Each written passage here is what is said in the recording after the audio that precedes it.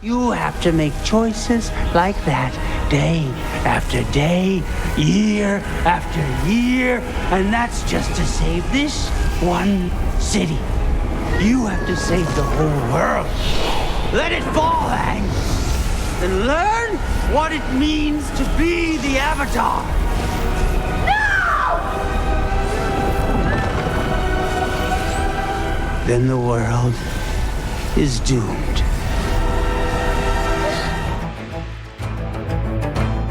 Welcome to Avatar Nation, a podcast all about the Netflix live adaptation of Avatar, The Last Airbender. Whether you're a longtime fan, like us, or you're new to the Avatarverse, join us as we dive into each episode and analyze the retelling of TV's greatest adventure.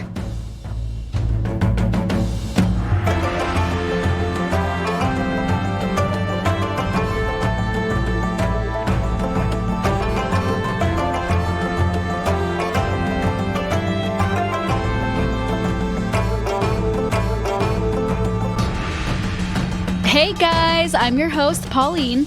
And I'm Wes. And guess what? What?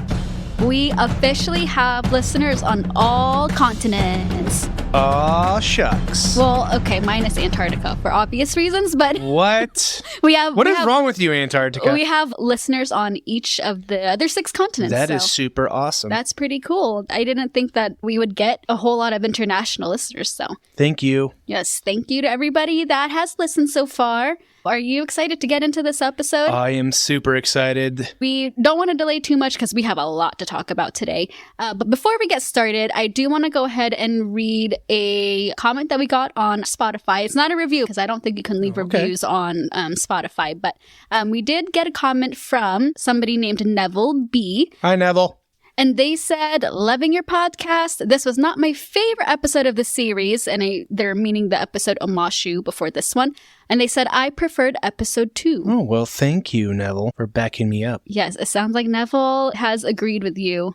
Yeah, sorry, Pauline. Yeah. Speaking of the episode Omashu, I just want to say real quick, something I need to get off of my chest, okay? We didn't mention this last time, but the Fire Nation spy that was wearing red, didn't that bother you? Because if you're a spy, why are you wearing... Yeah, that's what we were talking about. Like, well, he's not really suspicious, is he? Yes, why are you wearing red in a city that is wearing mostly green? Come on now. Yeah, you had one job and you failed miserably. So I just wanted to get that off of my chest because that's been bothering me and we didn't get to talk about it last time. So, okay, exhale, deep breaths. Before we get started with everything, quick reminder to follow and subscribe to this podcast so that way you don't miss out on any future episode of ours, and it helps us a lot too. So. And save those airbenders. That's all you have to do. We said before the last couple episodes, the more you guys engage with this podcast, the more winged lemurs and airbenders you get to save. We'll include badger moles this time too. Save them all. Engage with us. Yeah. All right. You ready to get into this episode? Okay, let's start it. Okay, so this episode, as we mentioned already, this is titled Into the Dark. And it's directed, once again, by Jabbar Razani, same director as the previous episode. He's our Game of Thrones and Stranger Things guy. Writing credits go to Keely MacDonald, most known for He-Man and the Masters of the Universe on Netflix, which I haven't watched. I have not watched. No.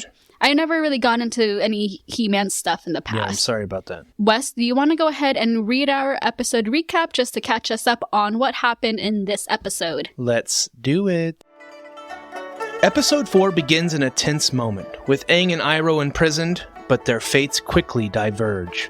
Iroh, known far and wide as a dragon of the West, finds himself being taken to the Pit, an Earth Kingdom labor camp for prisoners of war, during which his reputation earns him harsh treatment from an Earth Kingdom soldier. But not all hope is lost, for Zuko successfully tracks him down and comes to his rescue.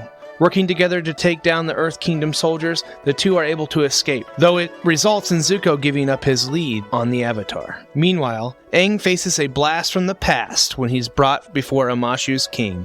To his shock, the king is none other than his childhood friend, Boomy. But time and war have made Boomy bitter and a little mad. and he forces Aang to participate in a number of challenges, including a duel to the death to prove his worth as the Avatar.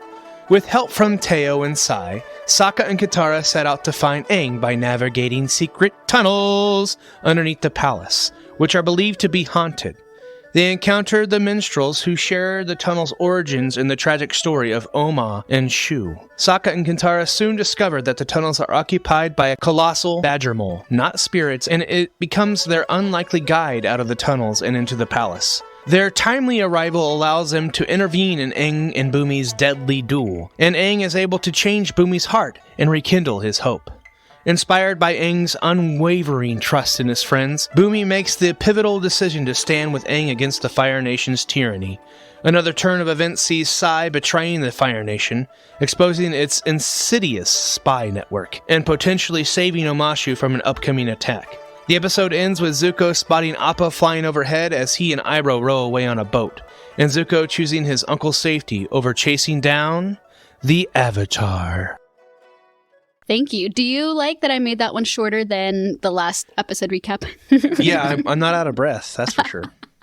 Alrighty, so with the recap out of the way, are you ready to discuss our cabbage ratings? Let's do it. Okay, so our cabbage rating. Our rating from 1 to 10, 1 being the worst, 10 being the best. We each have one, and do you want to go first, or do you want me to go I can first? go first. Okay, you go first. What was your cabbage rating? Can you tell how excited I am? I can. This episode was amazing! What was your rating? 8.5. Oh, wow. That's the best rating I've ever had. Oh, that is the best one. So far. So far, this is your favorite episode. Why? Yeah. Why? Because I rewatched this episode 3 times, went to take notes, and forgot to take notes because it was good.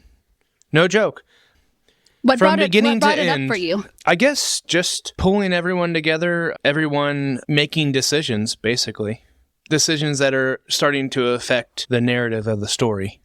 Yeah, that's a good point. Do you remember what I gave my the last episode? Yeah, you were pretty high on that. I think I gave the last one an 8. So let me just preface my cabbage rating with this, okay?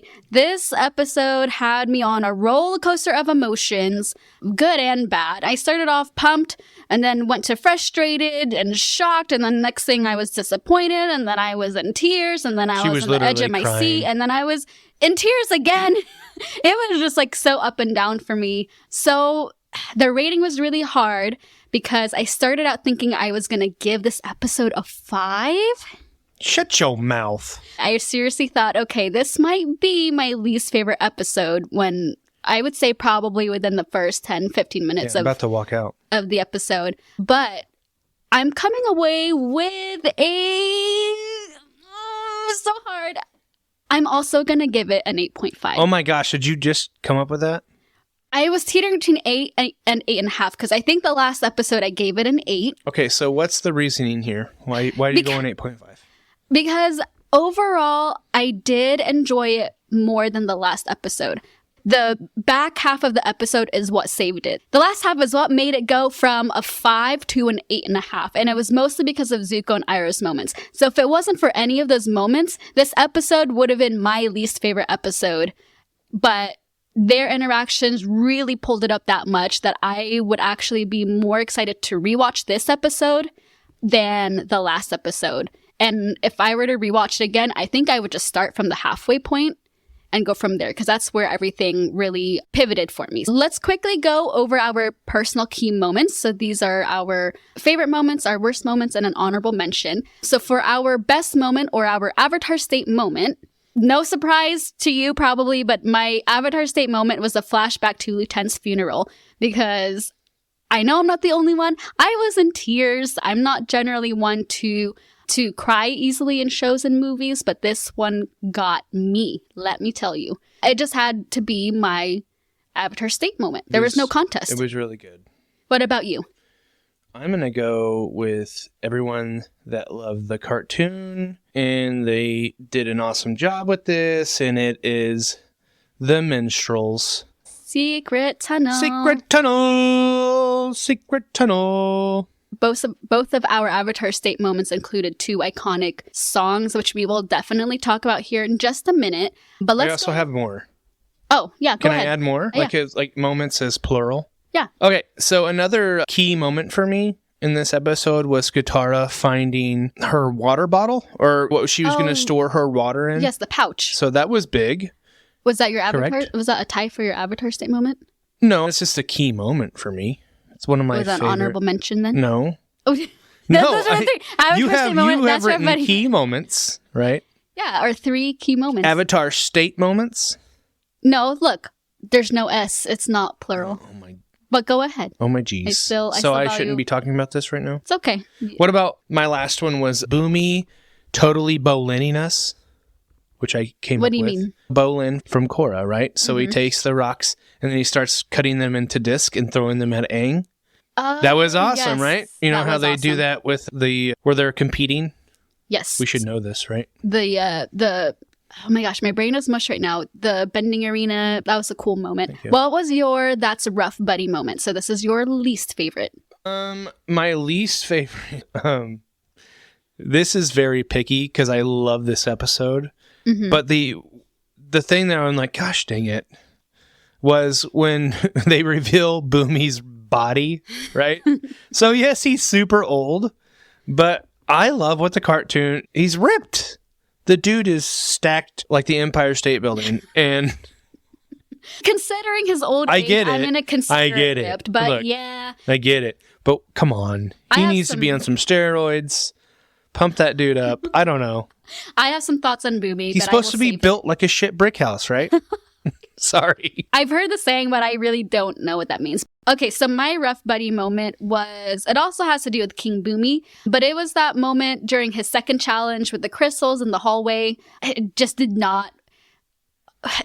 make sense to me. I have some gripes with that scene and really with all of Aang's interactions with King Boomy, but I will save it for our analysis. Okay. And then do you have any other honorable mentions? Do you? I do. The Earth Kingdom soldier that interacted with Uncle Iroh throughout the episode really added some layers to both just Earth Kingdom citizens and soldiers and to Uncle Iroh as well. I think whenever they first had their interaction, that was the moment that the episode turned for me. Whoever that actor is, I didn't get a chance to look it up, but he was really good. I agree. That was a really cool scene. And I have a couple of honorable mentions. Okay, go Would you ahead. like to hear them? Yes. Okay, so my first honorable mention would be when Katara freezes Jet. I thought that was fantastic because he was like, see, that's what I did. And she's like, no, that's all me. Mm-hmm. I thought that was awesome. Yeah, girl power. And the stoner singers. That's what I'm going with. The minstrels. I'm done with saying the minstrels because all I do is giggle. But I'm going to call them the stoner singers. Okay. The Secret Tunnel Stoner Singers. Yeah. All right. So I like your honorable mentions. Thank you. I liked yours. Moving on. Are you ready to talk about this episode? And how do you want to go about it? The way I want to frame this episode and the events is surrounding the theme. But before we do, because that's really going to be getting into the meat of what we're going to talk about, I want to go ahead and get this part out of the way. As I mentioned, we got 2 iconic music moments, and I want to shout them out and just talk about them a little bit before we get into the rest. Let's start with the lighthearted one. Okay. We already talked about Secret Tunnel. For those who have never seen the cartoon and this is your first exposure to Avatar: The Last Airbender, Secret Tunnel is iconic. It's lighthearted. It's funny. The characters are pretty much the exact same as how they were in the cartoon, very like hippie-like, and they sing the song about the tunnel. They sing a bunch of songs, really, but this was like the main one that everybody references when it comes to the Avatar fandom. What did you think about the execution of the song? I liked it, although his character voice didn't match the singing voice. I mean, just being picky. We were all singing along. I agree with you about the voice. It was too neat and too clean sounding. I am going to say something that not everybody's going to agree with. Uh-oh. I don't like that it was put into this episode. Why do you say that? I don't know. It just felt a little out of place. You're talking about Secret Tunnels? Secret Tunnel, yeah. Well, Secret I Tunnel. know. I'm very much divided on it because I understand how they wound up in the tunnels and how the tunnels fit into the plot that they've set, trying to find a way under the palace. Mm-hmm. I think if I was a first-time watcher, I would be like, where the hell did this come from? Why are there people singing in the tunnel? They sound auto-tuned. And also, they didn't even do the whole song. They left out some of the funniest parts of the songs. The part where they go, and die. That was not in there. I don't know. I like Secret Tunnel, but I didn't like Secret Tunnel. I wish it was saved for later. But crazy. It fit right into the episode. I think... Although we both looked at each other and said, are they about to kiss? What about Leaves from the Vine? What did you think? I will be upfront that I knew Leaves from the Vine was coming at some point in season 1. The reason why I knew that was because when they had announced the release of the music score on Spotify, I went ahead and looked it up. And just fair warning to anybody that hasn't finished watching the season, do not look it up because a lot of the song titles are kind of spoilery, especially for this scene because it mentions Lieutenant. So don't be like me, don't do that. But it still got me. I'm glad that they didn't use the song with the words. For those who don't know, Leaves from the Vine was from season 2 in the cartoon, and it was sung by the original voice actor for Uncle Iroh, and his name is Mako, and he passed away after recording season 2. When the episode aired, they had a whole thing about in honor of Mako, so it holds more weight beyond what happens to Uncle Iroh and his son. And Mako and the voice actor for Zuko, who's Dante Bosco, also had a special relationship, very much like Iroh and Zuko. So there's more meaning to it, that's for sure. So when I heard it, I was like, oh, no, don't you dare do this to me. I thought they did great. And then upon watching again, I realized in the background was his son's painting. Yeah, it was very sad. I think the reason why I didn't like Secret Tunnel in this episode was because having both of them, I think, was too much. I knew one of them was going to get overshadowed. Even though both songs really shows the duality of Avatar: The Last Airbender. You have Secret Tunnel that is funny and lighthearted and is like a joke. And then you have Leaves from the Vine, which is very serious. It pulls at your heartstrings. And that is what Avatar: The Last Airbender is. But do you think it was fine that they had both? Or do you think we would have been able to appreciate each a little bit better if they were in 2 different episodes?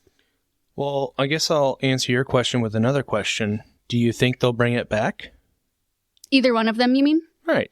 I don't think they'll bring Secret Tunnel back. I can see them bringing back the theme of Leaves from the Vine at some point down the road. So are you okay with bringing back both? Not Secret Tunnel. I think it needs to be a one and done thing. Okay. But Leaves from the Vine has such a deeper meaning that I would like for it to come back, except they have to do it right. Either you don't have the lyrics or you have the original recording with Mako. Well, I'm not willing to die on this hill because I think either way you're respecting Mako if you do the lyrics or you don't. I don't think they should have anybody else sing the song. Because for those that don't know, the voice actor that did replace Mako, he does not sing the song for fans out of respect for Mako. I think the fandom would be very mad if somebody else sang the song. I disagree. Really? I don't see any disrespect in them singing the song. Fair enough. I will respectfully disagree. Let's move on to talking about what happened in this episode. And we'll do it by discussing the theme. And the events that surround the theme. What I had identified as a theme for this episode is what difficult choices do the characters face in times of darkness? And I want to say that a lot of the darkness here probably is loss for a lot of the characters. I want to explore that a little bit. What are some of the difficult choices that these characters have to make in this episode? And I think we can just discuss them in the order that they happen. Does that sound good? Let's get into it. I hope Baymax chewing on his toy in the background isn't being picked up right now. Okay. So first, let's start off with Sai. We find out that he is faced with a choice of either exposing the Fire Nation or betraying the Earth Kingdom. And we find out that he ends up working with the Fire Nation. He mentions that it's not necessarily weapons that he's supplying the Fire Nation with, but it's quote-unquote minor designs. So we'll see where that could possibly I disagree lead to. with what you're saying, though. He's not conflicted on exposing the Fire Nation or betraying the Earth Kingdom. He's just trying to keep his son safe. True, but he's still having to make a choice. Does he work with the Fire Nation or not?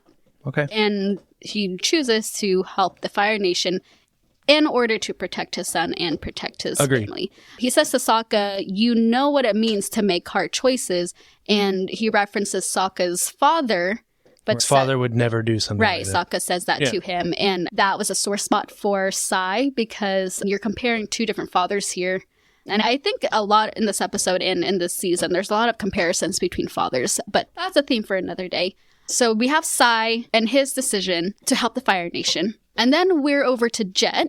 We already know from the last episode that he had the decision to either fight the Fire Nation at all costs or if he's just going to stand by. And he says to Katara, here, you have to make hard decisions. And we all know how much you love Jet. Jet's a coward. But he chooses to fight even at the expense of innocent lives. That's his decision. Yeah, I take it back. Jet's not a coward, he's selfish. Yes, he's Very selfish. He's lost his way. We mentioned last episode that it started off with good intentions, but he has crossed the line, and Katara is basically like, bye, Felicia. Side note, she learned how to freeze water really fast. I don't know where that came from, but... It came from her inspiration from Jet telling her to not think about how your mom died, but how your mom lived. Right. I still think she's learning things a little bit too fast, but maybe it's just because I'm comparing it to the cartoon in my head. It's hard not to do, but I know. Stop doing it. I'm not going to get too hung up on This it. is not the cartoon. It's not the cartoon. You have to tell yourself that too. I have to do it all the time, yes. Okay, and then we have Zuko. He's faced a couple times in this episode with difficult decisions, but here he has the decision to either capture Aang or find his uncle. Right. Which that guard that told him, what you gonna do? Like, you gonna go after the Avatar or you're going after the prisoner? Yeah, that was a little bit too on the nose. I mentioned this before. I wish Avatar would be a little bit more subtle sometimes, because they're like, oh, if you haven't gotten it by now, if you haven't picked up what we're putting down, here it is. This is what they're doing. And that's why it was a little too easy to find the theme of this episode, and this kind of took away the fun of it, because they beat us over the head so many times throughout. You gotta make a choice. You gotta make a choice. The guard says, what are you gonna do? You just gonna stand there? He didn't have to say that. We know what Zuko is conflicted with at this moment. His choice right now is the difference between ensuring his chance to return home or saving somebody that he cares about. And what does he choose? He chooses to find his uncle. We'll leave Zuko there for now. Over to Aang. When he gets taken to King Bumi, he comes across his first test that Bumi gives him. Yes, which I believe is that he passes. He chooses, he's a vegetarian, okay? And then don't think he passes any other tests. I think you might be right. So this test, he is offered either short ribs from Kangaroo Island as his meal or seaweed stew, and he chooses the stew. What do you think is the reason for this test? I don't know, because Bumi knows that it's Aang. So is he testing Aang to see if Aang knows his true self? Maybe he's unsure. Prove to me that you really are Aang. Yeah, because I don't know. I didn't get anything past that because Aang never really passed anything other than that. Bumi must have known that at some point, that he's a vegetarian, and that's why he offered him these two choices. That's the only reason I can think of. What did you think of King Bumi's jokes and his real life laugh track? I like it. The character, the actor was great. Just wanted him ripped. A lot of the jokes, I love that they lifted it right from the cartoon. Now, something they did change, though, is that they revealed who King Bumi was immediately rather than leaving his identity a secret. Did you like that change or no? I think it was okay. It worked out. What did you think? I didn't like it. I think it would have been more meaningful if they had left King Bumi's identity more of a secret. It gives us something to question throughout. We're trying to solve this little mystery here. Who is this king and why is he acting like this? I'm distracted because Baymax just farted and it stinks. Okay. Thanks, Baymax. So I like how they worked in Appa's whistle and that it was originally Bumi's... Was it a gift? But it was supposed to be a badgermole. So I thought that was cool. Does that make up for, before you said you didn't like that Aang had the whistle immediately? It does make up for it because I thought they really did a good job of working in how he got the whistle. It was a meaningful way of Aang coming across the whistle. Yeah, and then showing their friendship.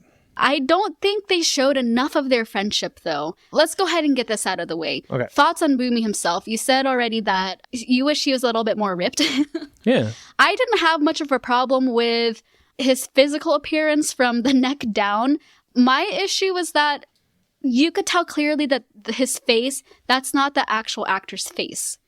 And I know that they're trying to age him up, but there was like a disconnect. I could just tell it was like face prosthetics or something. They're trying to tell us he's old, but he doesn't seem old. He still has youthful eyes. It didn't look realistic. I kind of wish that they would have just found an older actor. I'm sure there's somebody older that could pull off like the martial arts moves and the fighting. I know it's going to be harder to find somebody that looks like they're 100 years old and can move like that. So that was more of my gripe rather than whether his body looked. I don't know. I feel like you could put on Craigslist guy that looks old but can. But going back to what I was saying about him and Aang's friendship, I feel like either they cut out stuff or just didn't plan enough screen time for their friendship in that flashback. That's why I felt their interactions and their relationship just seemed very hollow. I agree. I can go on and on. Because I didn't think that Boomy really taught Aang anything. I think they were on a verge of teaching Aang something, and then he got bailed out by his friends. Boomy said making decisions falls to Aang, but then he didn't learn anything because his friends saved him. He never learned anything because his friends bailed him out. So Yeah, I guess I didn't understand what the lesson he was trying to teach Aang. I agree with you. I can see where they were trying to go with it, Yeah. but I think it missed the mark. And we'll talk about the second test and the final test when we cross that bridge. That's the first test, initial thoughts on Boomy. It moves over to Sokka and Katara in the tunnel, and they come across the minstrels. And we get the story of Oma and Shu, just like they did in the cartoon. In the story, Shu had the choice to declare the war over instead of destroying everybody. And then the villagers helped build the city of Omashu where they all could live together in Very peace. beautiful story. Very beautiful story. So even within the story, they have that theme of choice and how that affects everything. Did you like how the minstrels told this story? I liked how the stoner told the story. No, I do. I thought it was very beautifully done. I liked everything about the secret tunnel and the story. What did you think? On its own, I liked it. I just, again, felt a little bit out of place with everything else going on. But I do like that they kept true to the style of the artwork. What didn't you like? I mean, it worked out. They're down there in the tunnels to get to the palace. Okay, right? I think this is it. I think here it is. With Leaves from the Vine being in the same episode, it almost felt like, oh, we need to fit as many Easter eggs or as many callbacks to the original and references into this one episode for some reason, or even into this season. Secret Tunnel and Oma and Shu and the minstrels didn't happen until season 2.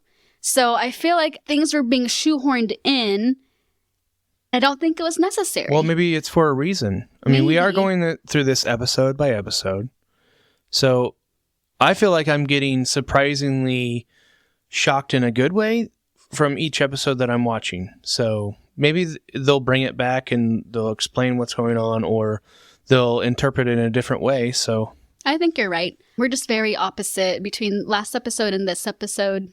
And I think even 2 episodes ago, what we like and we don't, we're very opposites. Agreed. And also just want to shout out Oma and Shu are both women in this version. I thought that was cool. They mentioned it and moved on, and it was just a fact of the Cave of the Two story. Lovers and the Minstrels. We'll talk about the Sokka and Katara part here in just a little bit. I just got it. Hold on. What? The Minstrels and the Cave of Two Lovers. What? I can't. I can't. Okay. Minstrels. Okay. Minstrels. Not okay. Can we just menstrual. call them the stoners? Because everyone's on their minstrels. Stop. Okay, moving on. We'll get back to Sokka and Katara because now it cuts back to Aang and the second test. What is the second test? I think the second test was just what path should he take? But this was my rough buddy moment because I hated this part. I agree. Hate's a Let's see strong what he word, learns but- here. here's what I dissected from this scene. I had to watch it several times just to get something out of it. So Aang says to Bumi, he doesn't have a choice but to go north to the Northern Water Tribe. You know, he has a mission. And then Bumi says to Aang, the direct path is not always the best path. Good advice, right? Yeah. And immediately, Aang happens to take a wrong step and triggers the creeping crystals. And there's a rock candy. Just what was the point? What was the point? Besides, Bumi at the end of the scene says there are no easy journeys for the Avatar, but Aang didn't even get a chance to make a choice in this and by the way, quote-unquote test. he just blows them away. Yeah. And so then what did you just he keep going straight. What did he... I mean... I don't know. Bumi It was could have cool. just said there's no easy journeys. The crystals, the rocks, really had nothing to do with it because it didn't teach Aang a lesson. All it taught me was that Bumi is crazy. But maybe, like you said, maybe it'll come back in the future. Maybe they're referencing a future choice because this hallway was just straightforward. There was no different path. Well, and he couldn't turn around, right? Because the wall fell. Bumi brought the wall down. And they brought it up. Well, he built the wall, whatever. And so Aang could only go forward. So what path? Into the rock candy. Maybe he could have flown over. I just didn't get it. I was like, what the hell, Bumi? Whatever. Moving on before. Yeah, let's move on. Because I think the more we try to make sense of it, the more it's going to not make sense. And maybe that's the whole point of Bumi. He's cray-cray. And he was in the cartoon. I will say the actor did Bumi's voice perfectly. I'm guessing that was one of the main reasons they chose him. Anyways, now it jumps back to Sokka and Katara in the secret tunnels. And they are faced with the choice of, do we follow the map or do we follow the crystals? I also have gripes about this one. Do you want to know why? Why? Sokka and Katara's roles and attitude should have been reversed in this. Katara's the one that's being skeptical. Sokka is the one that's going on about listening to the minstrels and their advice about love, and love makes the world go round, right. And that they should listen to the advice of what the stoner people, stoner people said. For one, in the cartoon, it was the other way around. Sokka was not a big fan of them. And I don't mean to make comparisons, but even in this version, since episode 1, Sokka has been skeptic. He's been trying to think more logically. That's just who he is. So it felt out of character that he was going on about love and following the crystals and ditching the map. Do you agree? I think the stoners unlocked his optimism when they gave him that little shaker. What did they give him? Like they unlocked his love. They gave him a little more than the shaker, apparently. Maybe they gave him some of that ganja. I don't know. And then Katara, she's the one that's a little bit more hopeful and optimistic than Sokka, but she's the one that's like, Sokka, what are you doing? You need to listen to me. The crystals don't mean anything. I agree. I see what you're saying. The roles should have been reversed. It just felt very out of character. I didn't have a problem with the episode or that scene, by the way. Tunnels. But I see what you're saying. How did you feel about the changes that they made? The big one being that it's Sokka in the secret tunnel with Katara versus Aang. Do you think that changed the impact of the tunnels? Well, first of all, when they first went into the tunnels, I'm like, oh my gosh, Pauline, they're about to kiss. Because it's the cave of two lovers. But we cannot compare it to the cartoon, right? Correct. Forgetting about the cartoon, just watching what's happening. Yeah. They did a good job. Love. They ended up loving each other. Sister brotherly love. Not to be confused with the Lannisters from Game of Thrones. Let's not get off track here. By the way, Badger Mole was awesome. Badger Mole was scary. Yeah, it was awesome. Oh my goodness. It was pretty cool. That was another slight change. Love is greatest in the dark was referring to the Badger Moles in this version rather than referring to the light from the crystals. Correct. They can sense love. They can sense love. They're blind. But they also took commands from Sokka. They can understand English. Okay. And Katara figured that all out pretty quickly for somebody that hasn't been outside of her village until recently. But okay, whatever. Let's move on. On a positive note, something I did love about the secret tunnel scenes, was the blue and the orange contrast because they had the lanterns and then the cave was imbued with this blue hue. We are attracted to that blue and orange contrast because blue and orange are contrasting colors. Use contrast one more time. Contrast. They are like with the color wheel and stuff. Anyways, I won't get too much into it, but we subconsciously find appeal in that blue and orange. Okay, let's move over to the Earth Kingdom soldier that was with Uncle Iroh. He was faced with the decision of, do I kill Iroh in my rage or hold back? The soldier's angry because he lost his brother, and it's because of Iroh. And we already shouted this guy out, but he also shows that there are bad players on both sides. So you have bad people on the Fire Nation side, and then between this soldier and then everything with Jet in the last episode, the quote-unquote good guys, everybody not on the Fire Nation side, they're not necessarily great people too. Everybody's pushed to... Well, it's war. Yeah. And I thought they had an opportunity in these scenes with Iroh and the Earth Kingdom soldier.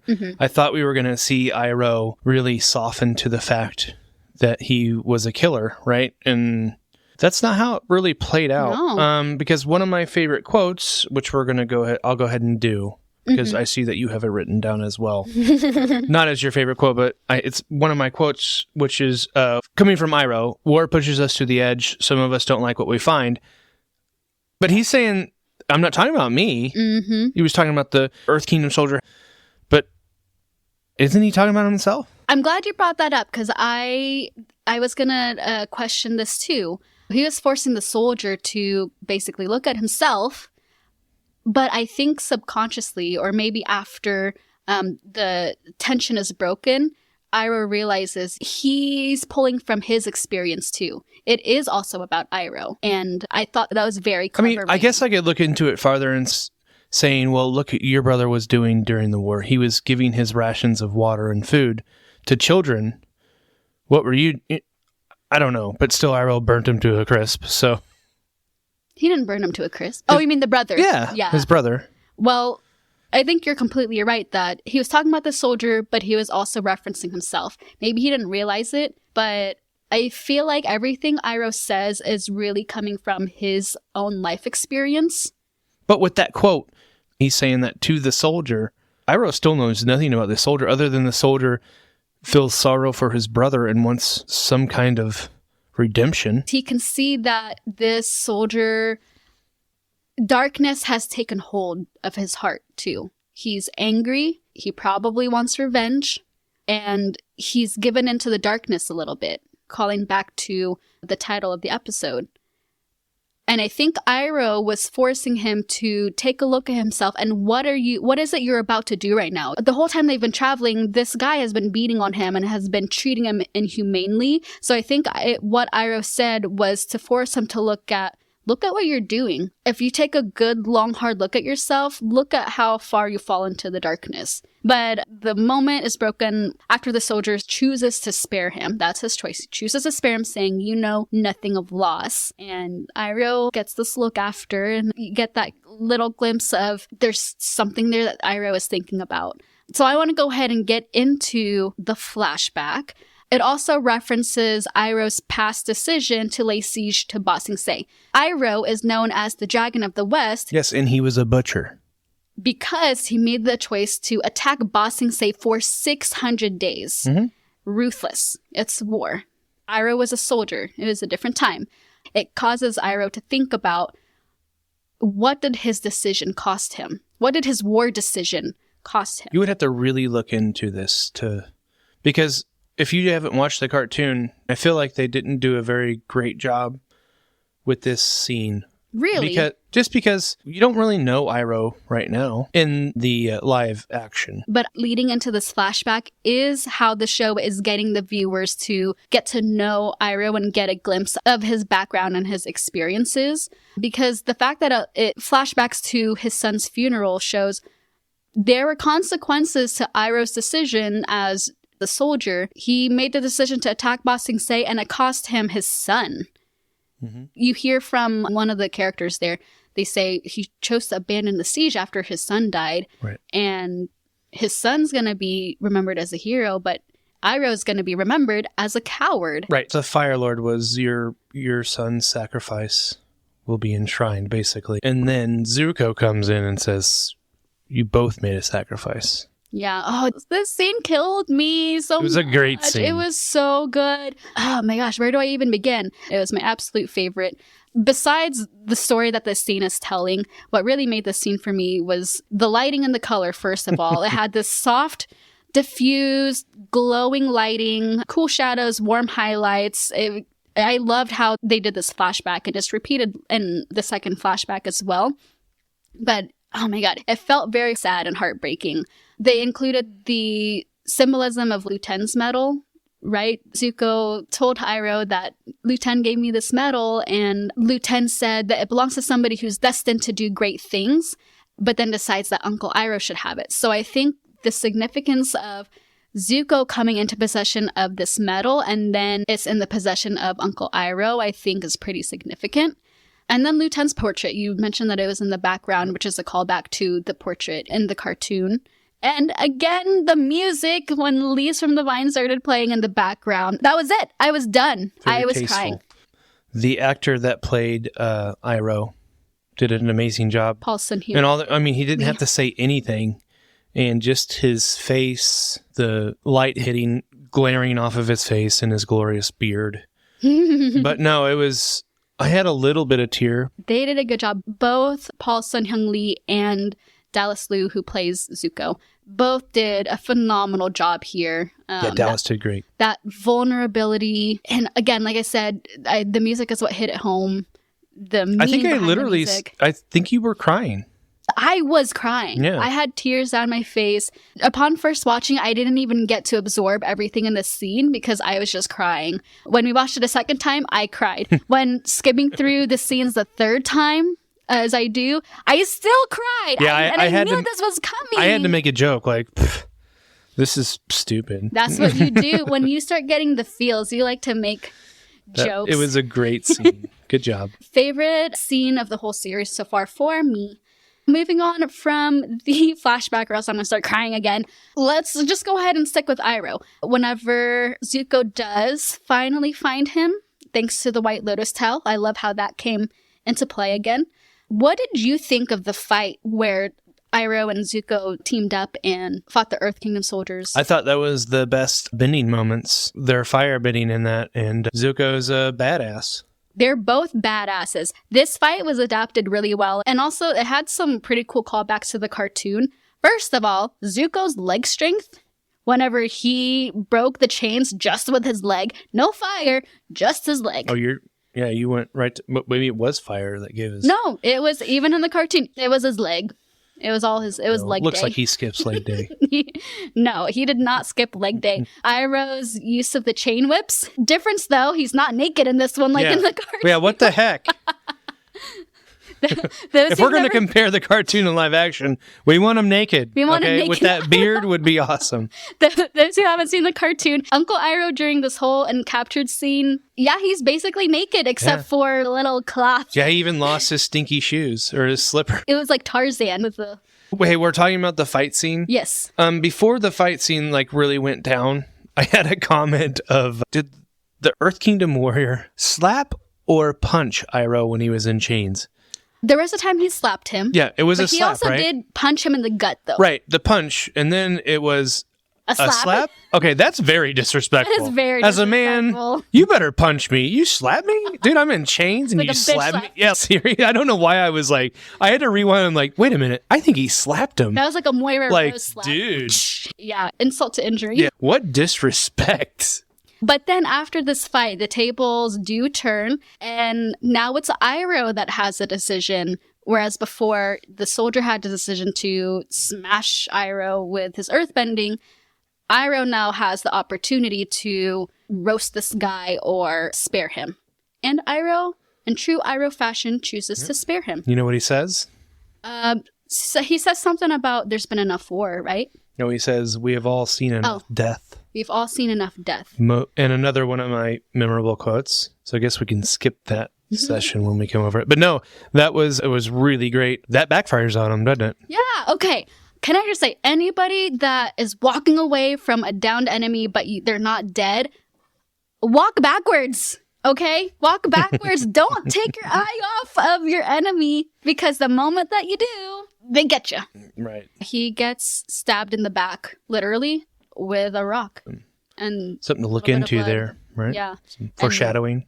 And after that, it cuts to Aang and his final test. And in this one, he's faced with the decision of let Bumi die or get himself killed. So they're having to fight to the death. And the lesson that Bumi is trying to teach here is that Aang needs to learn how to make impossible choices as the Avatar. He gave examples of save this town or that, food rations, do the orphans get it or the soldiers? Similar to the Earth Kingdom soldier when he mentioned his brother chose to give food and water rations from their platoon to children in need. Right. And Bumi says, these are choices we made day after day, year after year, and you don't know that because you haven't been here. So that was supposed to be the lesson of this test. Bumi's trying to convince him, let the rock fall on Bumi. Yes. I was very confused in this whole scene because I thought this was going to be great, right? Mm-hmm. Which it was still good. I see both sides here. Bumi was going to make him make a choice, right? His friends come and save him, get him out of the situation. What did Aang learn here? That his friends can help him, I right? guess You can lean on your friends. What does Aang choose? He doesn't choose. Exactly. Oh, I see. Okay. But He chooses neither. right. So basically, Aang's like, no, you can rely on your friends. So does that mean that his friends are going to help him make a decision on what town to save? So they're going to hold the burden as well? As kids do, it's a very short-sighted way of seeing it, because right now, all they're thinking about is saving the world from the Fire Nation. Stop the Fire Nation. And that's their goal. And his friends are going to help with that. I think they're too naive at this point to see beyond that, because you have to think about what's the fallout after the war. But they're kids. They're not going to think about that. They see this one goal. This is what they have to do. And everything is going to be fine and dandy after that. So, yeah, that's what Aang is saying, is that his friends are going to help him save the world. And when he chooses, or I guess doesn't choose, to kill Bumi, Bumi says, then the world is doomed. But then his friends come in, help Aang win the challenge, I guess, if you consider it winning. You don't consider it as passing the test. No, I don't. Like I said, he only passed one test. I think he failed this test because Bumi was trying to get him to make a decision, and he never did. I can see both sides, but I see where you are coming from. I think it's because they didn't execute the test well. In the cartoon, the message got across a lot better, but because of the way they went about it, it was all rushed. They couldn't dwell on one test for too long. It just came off as hollow. I can go on and on about this. But then Bumi sees the whistle and he comes around all of a sudden. Okay. Okay, let's move on to Sai. Yes, so back to Sai. At the end of this episode, Sai comes back into the picture. Bumi lets the gang know that there is a Fire Nation attack that is being planned for dawn. But Sai made the decision to rat out the Fire Nation spies, and so that way they had time to prepare and probably saved Omashu. So that was Sai's impact. So just a nice little neat bow to conclude Sai's character arc there. So I did like that. And then it cuts back to Iroh and Zuko after they've escaped. They find the boat, which I don't know where the boat came from. Well, don't you know boats are just sitting around? Ready for an escape? Like, where did the boat come from? We don't ask questions. I like that Iroh did say, like, it seems like we're pretty much destined to just be getting on and off boats. I don't get that either. That's our lot in life. We're getting on and off boats. Because that's how their journey together started, was getting on a ship. And they've spent 3 years looking for the Avatar. They've spent 3 years getting on. So they were on one ship for 3 years. But they're still... Okay. All right. Anyways, but then this leads to a flashback of how that journey started when Iroh decided to join Zuko. Because that's one thing that maybe first-time viewers have been questioning is, why is somebody like Iroh with the banished prince? Yeah, right? They wrapped that up pretty good. Iroh is then faced in his flashback. He's faced with the decision to stay in the Fire Nation or follow his nephew. And of course, he chooses to join Zuko, and it was just a very sweet moment. I cried again. It was almost a sweet moment. It was a sweet moment. You know why they ruined it right at the end? Okay, why? Okay, Zuko says, I don't need a babysitter. He's like, well, how about a friend? And he's like, well, we won't be home for a while. It's going to take a while. And he's like, everything on the boat is all I need or whatever, something like that. And they're like, they look at each other and it's going to be a loving moment. And then Uncle's like, remember, I have all the tea I need. I'm like, what the heck? That was amazing. So like you want to break the tension by me out. making a joke? Hear me out, because this is you. We just mentioned it, that when you start getting the feels and start getting vulnerable. Oh, gosh, you brought that full circle. You make a joke. No. So, it was beautiful. It was beautiful. Here's the thing. Both Iroh and Zuko, we've now seen they both have vulnerable sides, but they both mask it with, in Iroh's case, humor, and then with Zuko, he puts on a tough act. Iroh was not the only one that broke that tender moment, because when Zuko was still facing away from Iroh, you could see in his face he's getting emotional in his one eye. Yeah. But then he straightens up and puts on this tough act like, oh, I don't need a babysitter. But you know that he's feeling it. He is feeling it in his heart. But they both just mask that. Question, though. Do you think that Zuko understood that his father, the Fire Lord, sent him on an impossible mission? Do you think Zuko knows in his heart, there's a good chance that I'm not going to come back home? Yeah. He didn't get hope until he found the Avatar, and then he was scared. Yeah. And then to know that you're also bringing along your uncle on this impossible mission. That's why Zuko was trying to warn Uncle Iroh that they may not be back for a long time.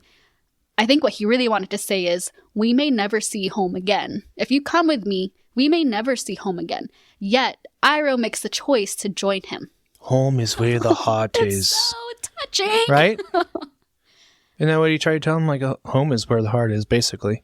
Not in those words, but yeah, he says everything he has on that ship is home to him. I love, again, the way that they've been doing the flashbacks in this episode with that very soft lighting, the color. Man, it just got me. Leaves from the Vine started playing in the background again. I started crying again. But I love how they brought that moment back to that little boat when they were escaping. Zuko sees Appa flying, and he knows that the Avatar is getting away. He's faced with the choice to follow the Avatar or get his uncle to safety. And he chooses to prioritize his uncle. Well, to be fair, he's still rowing in the direction Appa was flying, so... I know, but still. I just love how they brought that moment back to the boat. Everything he needs is in that boat. Both of them. Everything they need is in that small little boat. That's home. It's so sweet. Moving on. No, not moving on. You're crying. I'm going to start crying again. Okay. What did you think about how they executed that final scene? Because it was different a little bit.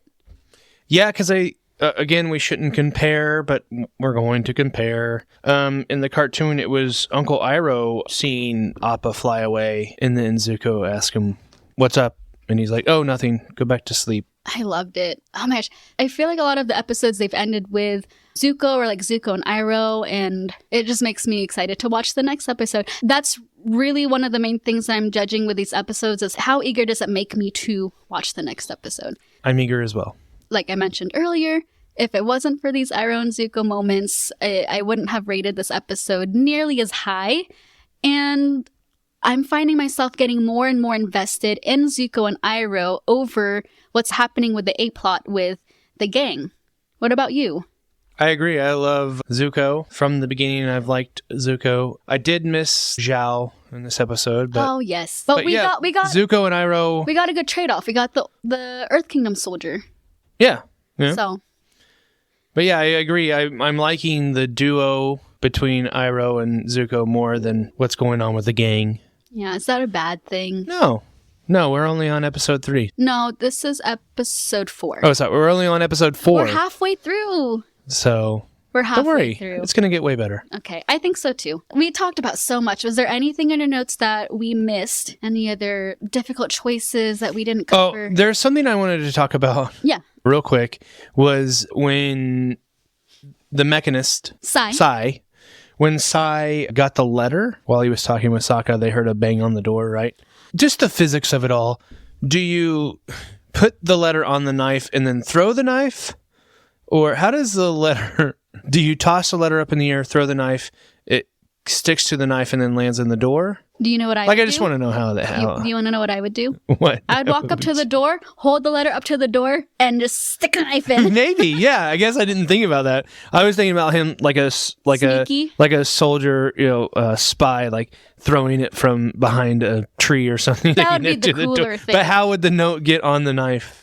Is my question. That would be the cooler thing because What do you guys think? You're not going to be caught going up to the door. How did the note get on the knife? Out of everything that happened in this episode, that's what you were wondering about. I really want to know how that would work out. Do you throw the note in the air and then throw the knife and then the note sticks to the...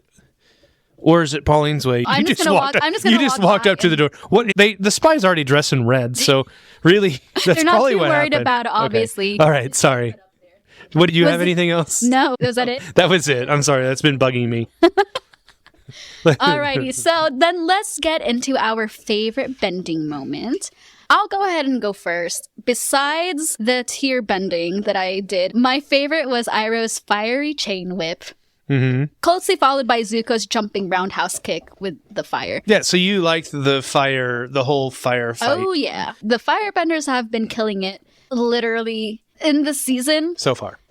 But I think a lot of it is because of Iroh and Zuko. What about you? That was one of mine. I would say I've probably already talked about the other one, which was Boomy doing... Like the earthbending disc type? Yeah. Boomy's rock bending. Boomy doing the Bolin. His best... Like Bolin. Boomy's best interpretation of Bolin. Yeah, for those who don't know, Bolin is a character. We mentioned Korra earlier, but he's a character in The Legend of Korra. I thought it was really awesome when he made the column of rock and then cut him in. Yeah, they did a really good job with earthbending. That was going to be my second. And then I know there was a callback to a moment in the cartoon. Aang jumps to dodge that boulder and does like the slow-mo. And I think he does like a backflip or something. Which one was it, the first time or the second time? I can't remember. I think the second time. The first coming towards him and then hit his foot? No, the other time. And it was like all slow motion. So it was coming behind him and then heading towards King Boomy. Yes, and it narrowly misses him. Yeah. That was a callback to, I can't remember what episode or what moment in the cartoon, but there is a moment just like that. Same like camera angle and everything. So it was when Aang was fighting Boomy in the cartoon. They did the same. Yeah, they did the same. And then the rock hit Boomy. So I thought that was cool. Who was your favorite character? Iroh, all the way. He was the superstar. He made this episode 100%. And he made me feel. That was the most important thing. Not only Iroh, but specifically Iroh's trembling chin. That was the favorite character of this episode. Maybe I can't get past the beard to look at the chin. Altogether, though, it's a powerful combination. He had it all in this episode. I'm just saying. Is it real? What about you? My favorite character is their wardrobe, which was Boomy's. His skiing outfit was amazing. The way it sparkled. Sparkled? Yeah, he had like sparkling things on his shoulders and to his chest. His hat was awesome. His armpit hair. I know that's not part of the costume, but no, his costume was amazing. I thought it was really cool. So shout out to the costume designer. No joke. That was really awesome. Favorite character. Okay, what about our animal watch? What about our animal watch? Yes, we have something besides just gosh. ostrich horses / chocobos, which they ran away like scared chickens in this one. But of course, we have the badger mole. We have the badger mole. I originally wrote down badger moles, but I believe we only had one badger mole in this. They're revealed to be the original earthbenders. They're blind. Earthbending is an extension of their senses. Apparently, they can sense feelings too. And yeah, oh my gosh, they were just terrifying. But we already talked about the badger moles earlier. I liked it. The detail was awesome. The wet nose. It was cool. I love the badger mole. I hope we see more badger moles in the future. And then I don't know if this one counts because it wasn't alive, but we saw Flopsy statues. So Flopsy in the cartoon is Boomy's pet goat gorilla. That's why I thought Boomy was going to call. Like he was going to call your friend or call on a friend. I was like, oh, is he about to call Flopsy? Blow the whistle and then Flopsy and like he comes out of the statue. Oh, I would have loved that. But no, instead they just had statues of goat gorillas throughout the palace. Is he a goat gorilla? It's a goat gorilla. So it has the face and body of a gorilla, and then it has a goat's hind legs, tail, eyes, and horns. And then the ears are also that of a rabbit. But yes, we have goat gorillas, but we just had it in statue form this time around. Was there anything else animal-wise? No, it's been very disappointing in the animal department. Yeah. The hybrid animal department is very lacking. So hopefully we get some more, but... We didn't get to see Momo at all in this episode. No, we didn't. Which I miss. Technically, I don't even think we got to see Appa except for his shadow or his silhouette in the sky. So, yeah. Oh, well. Okay, we'll just move on to our memorable quotes, which you already gave quite a few. Did you have any others? No, I gave you everything I had. Okay, so my favorite quote... This one was really hard. The ones that I was thinking about, you've already mentioned them, but I settled on a quote from Boomy when he said to Aang, "You may be 100 years old, but you haven't lived 100 years." I thought that was a good quote because, yeah, it just shows that Aang really is still a kid. Even though he technically is 100 years old, he still has a lot to learn, and he hasn't been around. He doesn't quite understand the dynamics of the world just yet. And I know I keep mentioning this the past couple episodes, but it's showing that conversation between an old person and a kid, somebody who's more idealistic and somebody who's more of a realist. And I love that they keep calling back to that. When I go back and rewatch the cartoon, I'm going to have to look out for those moments.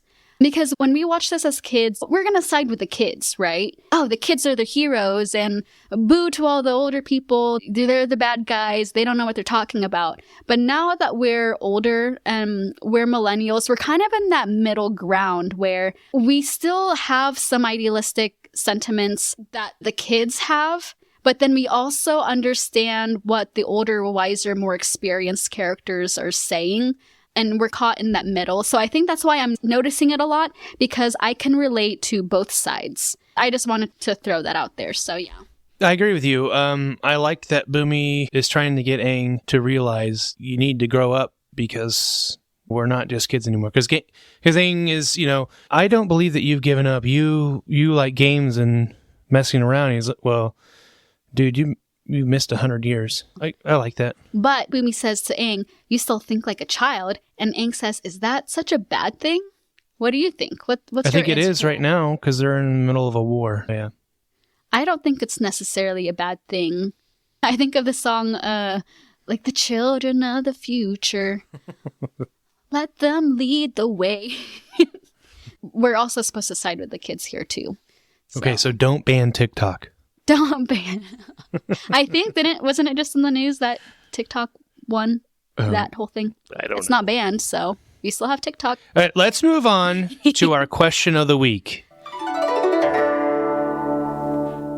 Did we get any answers this time? We did get a few, so I did include a few of them here. Awesome. Our question of the week: how did Uncle Iroh's flashback make you feel?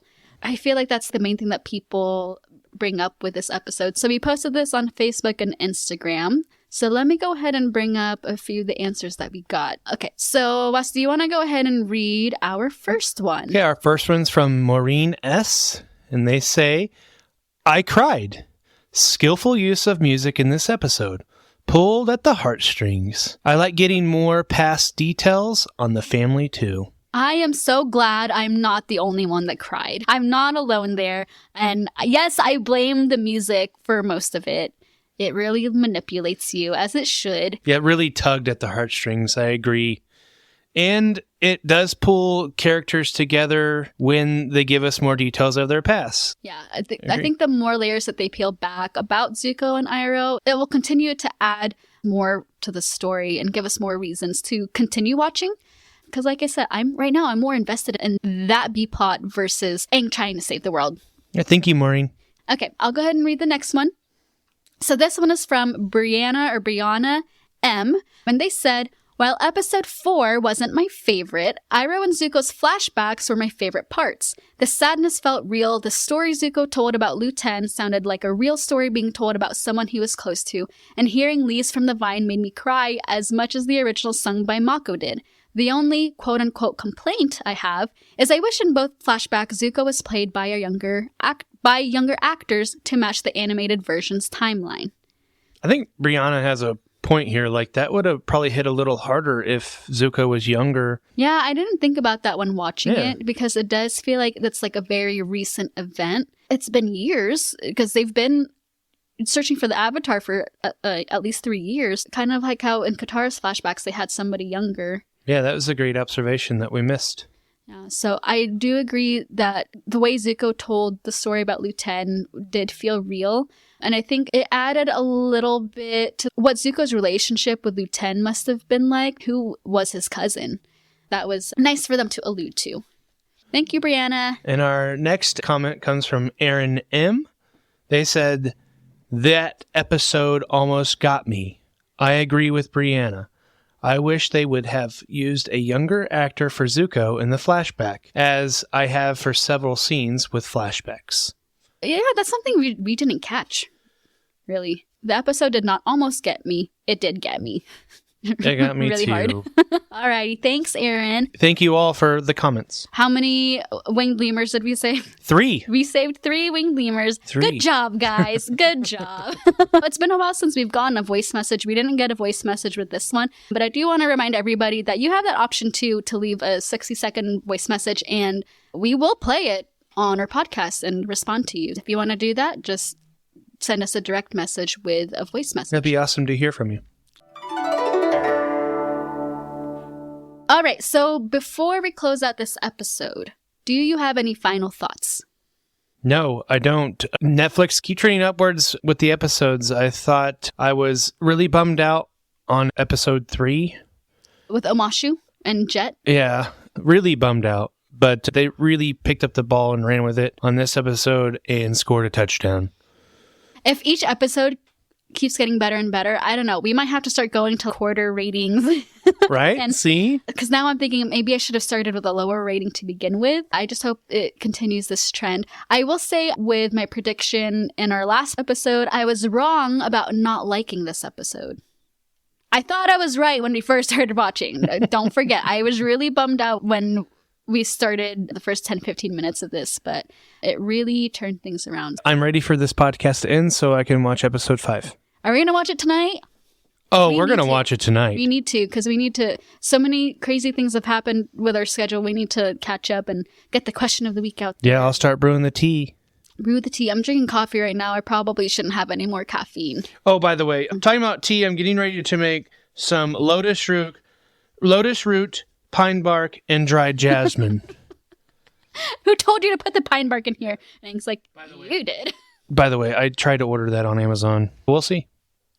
When you say you tried, did you actually spend money on something? I can't wait to wrap this episode up.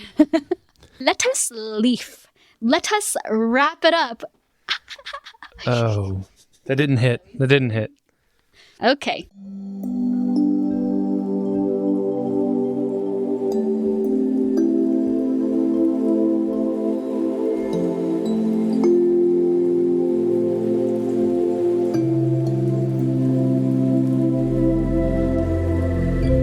That's our show for today, guys. And as always, we appreciate you for taking time to listen to us. Speaking of choices, we hope you make the choice to leave us a rating. If, and only if, you enjoyed this episode. Yeah, don't leave us a bad rating. It does help us out a lot, though. And don't forget to follow and subscribe to this podcast so you don't miss out any of the future episodes. Yes, and we'd also love if you choose to follow us on Facebook, Instagram, and TikTok. See what we're doing here? We're at Avatar Nation Pod on all 3. Feel free to say hi or ask us questions. You know, we love to keep the conversation going outside of these podcast episodes. If you take a screenshot while you're listening to us and share it to your stories, make sure to tag us because we'd love to give you a shout out. So with that said, I'm Pauline. And I'm Wes. And you've been listening to Avatar Nation. See you next time. Love ya.